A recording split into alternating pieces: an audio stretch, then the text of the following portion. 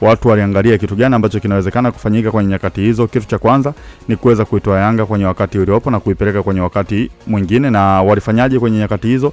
Walianza kwanza kwenda kujifunza, kwa sababu tunakumbuka Engineer Hersi aliondoka kwenda kujifunza jinsi gani ambavyo timu ya wanachama inaendeshwa. Alienda kule nchini Spain katika pale La Liga na kuweza kupata maelekezo, kwa sababu Spain ni moja kati ya sehemu ambazo wanahusudu sana mfumo wa timu za wanachama, na hii ilikuwa ni mwanzo wa Young Africans kuanza kuelekea mabadiliko na kuanza kuyafikia mafanikio ambayo walikuwa wanatamani kuyapata, kwa sababu kwenye nyakati kama zile hakuna mwana Yanga ambaye alikuwa anaamini kwamba huenda siku moja na wao wakawa katika nyakati za furaha kama walizonazo sasa hivi. Hakuna hata mmoja ambaye ukimuuliza kwenye nyakati zile angekwambia kwamba labda siku moja tunaweza tukawa na project ya kujenga uwanja, lakini yote kwa yote kutokana na uongozi wa Engineer Hersi pamoja na GSM ndio uliweza kubadilisha taswira ambayo watu wengi walikuwa waifikiri ndani ya Young Africans. Tulianza kuona mabadiliko, baadhi ya sajili kubwa zilianza kuonekana, baadhi ya makocha ambao wanaweza kuitengeneza timu kwenye project nzuri walianza kuonekana ndani ya Young Africans.